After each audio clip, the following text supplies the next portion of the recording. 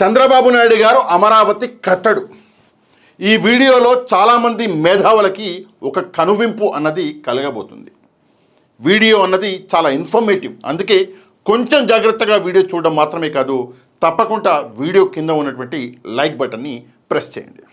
ఇక చంద్రబాబు నాయుడు గారు అమరావతి కట్టడు. ఎందుకు నేను ఈ మాట మాట్లాడుతున్నా అన్నది మీకు ఇక్కడ ఎక్స్ప్లెయిన్ చేస్తాను, కొంచెం జాగ్రత్తగా చూడండి. ఈరోజు చంద్రబాబు నాయుడు గారి దగ్గర 50,000 ఎకరాల భూమి అన్నది ఉన్నది. 50,000 ఎకరాలు. ఈ 50,000 ఎకరాల్లో 18,000 ఎకరాలు వచ్చేసి ప్రభుత్వ భూమి, 32,000 ఎకరాలు వచ్చేసి ల్యాండ్ పుల్లింగ్ ద్వారా రైతుల దగ్గర నుంచి తీసుకున్నటువంటి భూమి. కొంచెం అటు ఇటు అవ్వచ్చు నెంబర్స్, ఏమీ అనుకోవద్దు, అప్రాక్సిమేట్గా చెప్తున్నా. 18,000 ఎకరాలేమో ప్రభుత్వ భూమి, 32,000 ఎకరాలు ల్యాండ్ పుల్లింగ్ ద్వారా తీసుకున్నటువంటి భూమి. మొత్తం 50,000 ఎకరాలు చంద్రబాబు నాయుడు గారి దగ్గర ఇక్కడ ఉన్నది. అది కాకుండా చంద్రబాబు నాయుడు గారి దగ్గర 47,000 కోట్ల రూపాయలు ధనం ఉన్నది. అమరావతి కోసం చంద్రబాబు నాయుడు గారు చేసినటువంటి అప్పు 47,000 కోట్ల రూపాయలు. అంటే 50,000 ఎకరాల భూమి ఉంది, 47,000 కోట్ల రూపాయలు ఉన్నాయి. మరి చంద్రబాబు నాయుడు గారు ఎందుకని చెప్పేసి రాజధానిని పూర్తి చేయకుండా మళ్ళీ సెకండ్ ఫేజ్ ల్యాండ్ పుల్లింగ్ అని చెప్పేసి పోతున్నాడు అంటే దీని వెనకాల ఒక పెద్ద కుట్ర ఉంది. అసలు అమరావతి అన్నటువంటి రాజధాని కట్టాలి అని ఏనాడు చంద్రబాబు నాయుడు గారు ఆలోచించలేదు. మరి ఏం ఆలోచించారు అంటే స్వలాభం. ఈరోజు మీ అందరికీ అర్థమయ్యేటట్లు ఒక విషయం చెప్తాను, కొంచెం జాగ్రత్తగా వినాలి. సరే, ఇది 18,000 ఎకరాలు అనుకోండి. ఇక్కడ నేను చెప్పిన కదా ప్రభుత్వ భూమి 18,000 ఎకరాలు ఉందని. ఈ 18,000 ఎకరాలని 2015లో ఒకవేళ డెవలప్ చేసి ఉంటే, 2015 సంవత్సరంలో జనవరిలో మొదలైంది కథ. 2015 సంవత్సరంలో ఈ 18,000 ఎకరాలని డెవలప్ చేసి అమరావతి రాజధాని కట్టేసి ఉంటే ఏమై ఉండేది అంటే 2015లో మొదలుపెట్టి 18 వరకు, అంటే 3 ఏళ్లలో కట్టేసి ఉంటే ఏమయ్యేది అంటే నెక్స్ట్ 2 సంవత్సరాలు అంటే 2020లోగా ఏమయ్యేది, దీని చుట్టుపక్కల ఉన్నటువంటి ఈ 32,000 ఎకరాలు ఆటోమేటిక్గా డెవలప్ అయిపోయేది. అంటే 2015లో పనులు మొదలు పెట్టుకొని 2018లో మీరు ఈ 18,000 ఎకరాలని అమరావతి కట్టేసి ఉంటే ఆటోమేటిక్గా అమరావతి చుట్టుపక్కల ఉన్న 32,000 ఎకరాలు ఆటోమేటిక్గా డెవలప్ అయ్యేది. నాలాంటోళ్ళమో మీలాంటోళ్ళమో వెళ్ళి భూములు కొనేవాళ్ళము, అక్కడ భూముల రేట్లు పెరిగేవి, అక్కడ సంస్థలు వచ్చేవి, అక్కడ హాస్పిటళ్ళు వచ్చేవి, అక్కడ శ్మశానాలు వచ్చేవి, అక్కడ అన్ని కార్యకలాపాలు జరిగేవి. ఆటోమేటిక్గా 32,000 ఎకరాలు డెవలపింగ్ అయ్యి టోటల్గా అమరావతి 50,000 ఎకరాలు డెవలప్ అయ్యేది. మీరు అడగొచ్చు, మీలో కొంతమంది అంటే తెలియని వాళ్ళు అడుగుతారు, 18,000 ఎకరాలలో అమరావతి కట్టడం సాధ్యమా అని చెప్పేసి. సాధ్యం కాదండి, 18,000 ఎకరాలు చాలా ఎక్కువ. పవన్ కళ్యాణ్ గారు అయితే 1800 ఎకరాల్లోనే కట్టేయచ్చు అని చెప్పేసి ఒకప్పుడు చంద్రబాబు నాయుడు గారు నాకు చెవులో చెప్పిండన్నాడు. అట్లాంటిది చంద్రబాబు నాయుడు గారి దగ్గర 18,000 ఎకరాలు ఉండే 2015లో. అసలు ఆయన ల్యాండ్ పుల్లింగ్కి వెళ్ళవలసిన అవసరమే లేదు. ఆయన 3 ఏళ్లలో 2015 నుంచి 2018 వరకు ఆయన ఈ అమరావతిని టోటల్గా కట్టేసి ఉండేవాడు 3 ఏళ్లలో. కానీ ఆయన పని చేయకుండా ఏం చేసిండు, ల్యాండ్ పుల్లింగ్కి వెళ్ళిండు. అది కూడా ఎంత, ఈ 32,000 ఎకరాలు. ఎందుకు వెళ్ళిండు, ఇది ఇంపార్టెంట్ కుట్ర.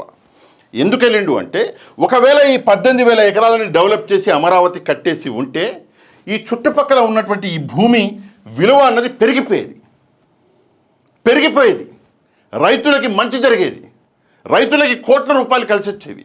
అది చేయాలని చంద్రబాబు నాయుడు గారు ఎప్పుడూ ఆలోచించలే.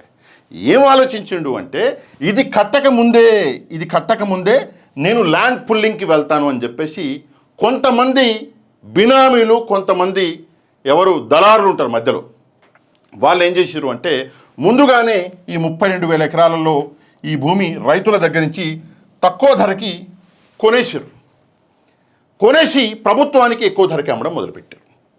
మీరు నిజంగా ఇది డెవలప్ చేసి ఉంటే అది ఆటోమేటిక్గా ధరలు పెరిగేవి. ధరలు పెరిగినప్పుడు మన రైతుల దగ్గర నుంచి కొంటే నష్టం. అందుకే ధరలు పెరగకముందే రైతుల దగ్గర నుంచి కొనాలి అని చెప్పేసి ఒక ల్యాండ్ పుల్లింగ్ అని చెప్పేసి తీసుకొచ్చారు. అంతకంటే ముందే అక్కడ ఉన్నటువంటి మీడియేటర్లు, దళారులు ఆ భూమిని కొనేసి ప్రభుత్వానికి ఎక్కువ మొత్తంలో ఈరోజు అమ్మేశారు. సరే, మొత్తం చంద్రబాబు నాయుడు గారి దగ్గర అసలు ల్యాండ్ పుల్లింగ్ చేసిండు, ఏమీ కట్టలేదు, తాత్కాలిక భవనాలు అని చెప్పేసి ఒకటి 2-3 ఏదో కట్టుంటాడు. మొత్తం 50,000 ఎకరాలు చంద్రబాబు నాయుడు గారి దగ్గర ఉంది. సరే ఇప్పుడైనా కట్టొచ్చు కదా. మరి 50,000 ఎకరాలు ఉంది, 47,000 కోట్ల రూపాయలు డబ్బు ఉంది, ఎందుకు కడతలేడు అంటే ఇప్పుడు కడితే మళ్ళీ దీని చుట్టుపక్కల ఉన్నటువంటి ఏరియా మొత్తం ధరలు పెరిగిపోతాయి. ఈ 50,000 ఎకరాలకి పైన చుట్టుపక్కల ఉన్నటువంటి ఏరియా ధరలు మళ్ళీ పెరిగిపోతాయి. అంటే చూడండి, మనిషి యొక్క అది పెరిగిపోద్ది, గ్రీడీనెస్ ఎట్లా పెరుగుతుంది చూడండి. ఈ చుట్టుపక్కల ఏరియాల ధరలు పెరిగిపోతే మనకేంటి లాభం? సరే, ఆ 50,000 ఎకరాలంటే పోయిన గవర్నమెంట్లో మనం తీసుకున్నాము, మరి ఈ గవర్నమెంట్లో మళ్ళీ ఖర్చు పెట్టిన వాళ్ళు ఉన్నారు, ఎలక్షన్లో డబ్బులు పెట్టిన వాళ్ళు ఉన్నారు, మరి వాళ్ళకేంటి లాభం, మనకేంటి లాభం అని చెప్పేసి మళ్ళీ ఏం చేస్తున్నారు, ఈ 50,000 ఎకరాలు టోటల్కి చుట్టుపక్కల మళ్ళీ 16,000 ప్లస్ 2,000 చిల్లర గవర్నమెంట్ మొత్తం 20,000 ఎకరాలు మళ్ళీ తీసుకునేటటువంటి కార్యక్రమం చేస్తున్నారు. మొత్తం ఈ 50,000, ఈ 20,000, 70,000 ఎకరాలు. సరే, దీంతో ఆగుతారా అంటే లేదంట, మళ్ళీ ఫేజ్ 3 ఉంటుందంట. మళ్ళీ ఫేజ్ 3 కింద మళ్ళీ చుట్టుపక్కల ఏరియా మొత్తం అది చేసి ఇక్కడ ఇంకో 30,000, ఇంకా చెప్పలేదు, మనం అనుకుంటున్నాం ఇంకో 30,000 ఎకరాలు అని మొత్తం 1,00,000 ఎకరాలు, 1,00,000 ఎకరాలు మొత్తం ఈ భూమిని టోటల్గా ల్యాండ్ పుల్లింగ్ పేరుతో, రాజధాని పేరుతో 1,00,000 ఎకరాల ఒక దందా అనేది జరుగుతున్నది. ఎంత ఘోరం చూడండి. 18,000 డెవలప్ చేస్తుంటే మిగతా 32,000 ఆటోమేటిక్గా డెవలప్ అయ్యేది. సరే, మీ దగ్గర ఉన్న 50,000 ఎకరాలు డెవలప్ చేస్తుంటే మిగతాది ఆటోమేటిక్గా డెవలప్ అయ్యేది 20,000 ఎకరాలు. లేదు, మొత్తం 70,000 తీసుకున్నాక కూడా మళ్ళీ ఫేజ్ 3 ఉంటుందని చెప్పేసి మళ్ళీ చెప్తున్నారు. అంటే చుట్టుపక్కల ఉన్నటువంటి రైతులకి భూమి డెవలప్ అయితే ఆ రైతులు అమ్ముకొని కోటీశ్వరులు అవ్వచ్చు. ఆ కార్యక్రమము అది జరగకుండా కేవలం వీళ్ళ మధ్యలో ఉన్నటువంటి దళారులు ఎవరైతే ఉంటారో వాళ్ళు మాత్రమే భూములు కొనుగోలు చేసేటట్టు, వాళ్ళు మాత్రమే ప్రభుత్వానికి భూములు అమ్మేటట్టు ఈరోజు ఒక పెద్ద కార్యక్రమం జరుగుతున్నది. ఒక చిన్న ఉదాహరణ చెప్తా. బాలకృష్ణ గారి కంపెనీ 100 ఎకరాలు ఉన్నదంట. ఆ మధ్యలో న్యూస్లోకి వచ్చింది. బాలకృష్ణ గారి కంపెనీ ఆయన భార్య గారి పేరు మీద ఉందనుకుంటా. ఆ కంపెనీ 100 ఎకరాలు కొన్నది. ఎట్లా కొన్నది చూడండి. ఇంతకంటే ఘోరం మరొకటి ఉంటుందా? ఒకసారి ప్రజలు ఆలోచించాలి. ఈ అమరావతిలో రైతులకి అన్యాయం ఎంత ఘోరంగా జరుగుతుంది, ఎంత పకడ్బందీగా జరుగుతుంది, ఎంత ప్లానింగ్గా జరుగుతుంది అన్న విషయం జగన్మోహన్ రెడ్డి గారు చెప్తే, ప్రశ్నిస్తే ఆయన మీద అమరావతి ద్రోహి అని చెప్పేసి ఒక ముద్రేస్తున్నారు. ప్రాబ్లం అమరావతి కట్టడము కట్టకపోవడం అనేది కానే కాదు. అమరావతిని ఎవరు వ్యతిరేకించలే, అమరావతిని అందరూ స్వాగతిస్తారు. కానీ అమరావతిలో జరుగుతున్న భూదందాన్ని ప్రశ్నిస్తే అమరావతి ద్రోహ. దయచేసి మీరు సమాధానం చెప్పాలి. అండ్ ఇక్కడ ఇది ఒక విశేషం. రెండోది, రైతులకు జరుగుతున్నటువంటి అన్యాయం. మరికొన్ని అన్యాయాలు ఉన్నాయి.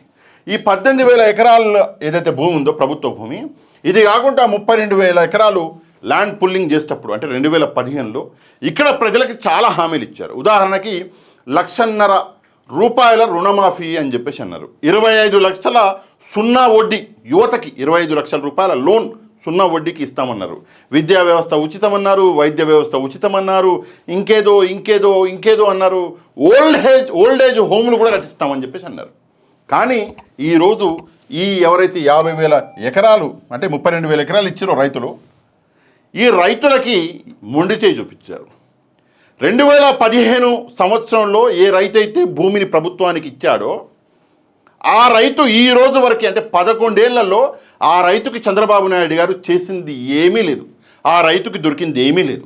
ఈ 11 ఏళ్లలో ఒకసారి 11 కాదు, మనం చూసుకుంటే 12 ఏళ్ళు అనుకోండి.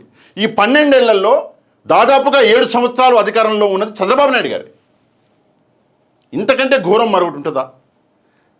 ఈ రైతులకి మీరు ల్యాండ్ తీసుకున్న తర్వాత వీళ్ళకి ఇస్తామన్నటువంటి ప్లాట్స్ డెవలప్ చేసి ఇస్తామన్నది అది ఎవరికైనా ఇచ్చారా?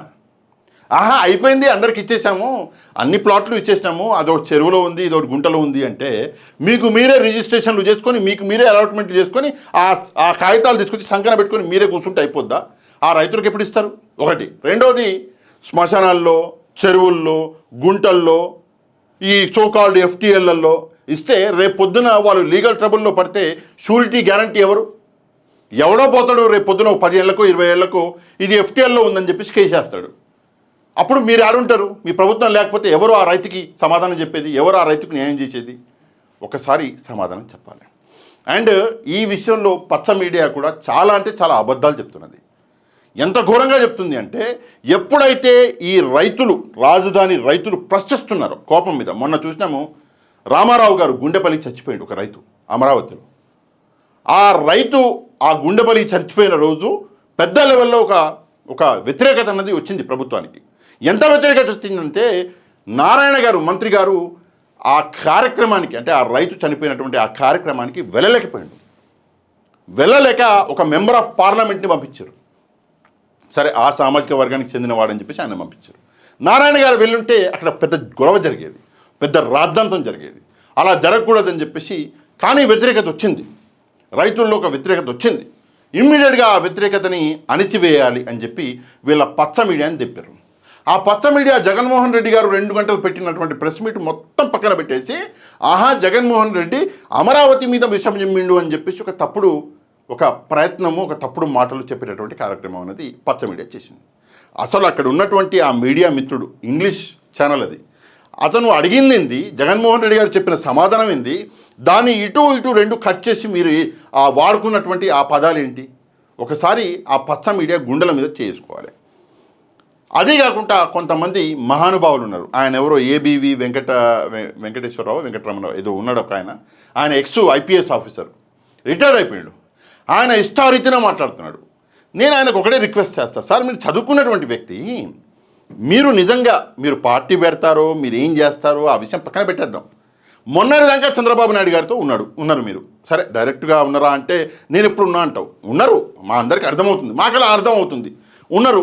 చంద్రబాబు నాయుడు గారితో ఈరోజు విభేదిస్తున్నారు. మరి వెళ్ళి ఆ అమరావతి రైతులతో నిలబడి అమరావతి రైతులను కూర్చోబెట్టి అక్కడ ధర్నా చేయండి, చూద్దాం. చంద్రబాబు నాయుడు గారి ప్రభుత్వం అమరావతి రైతులకి అన్యాయం చేస్తుందని చెప్పేసి ఒక ధర్నా చేయండి.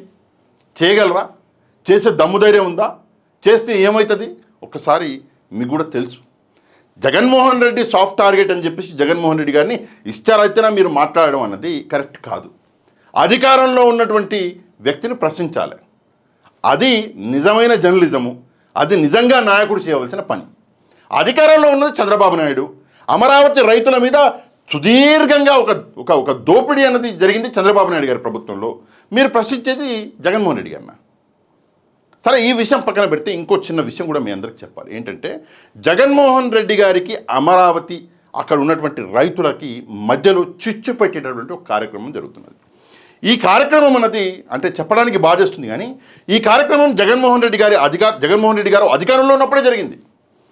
అమరావతి రైతుల మీద ఎవరో అంటే ఏం చేస్తారు అంటే, 2 వర్గాలకి 2 ప్రాంతాలకి మధ్యలో చిచ్చు పెడతారు.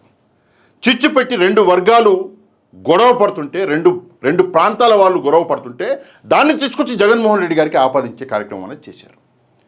అమరావతి రైతులని, అమరావతి మహిళలని ఏదో తన్నారు, ఏదో రాళ్ళు వేశారు. ఇవి 2 ప్రాంతాల మధ్యలో మీరు పెట్టినటువంటి చిచ్చు. ఈ చిచ్చుకు జగన్మోహన్ రెడ్డి గారికి సంబంధం ఉంది. ఒకసారి అమరావతి రైతులు ఆలోచించాలా.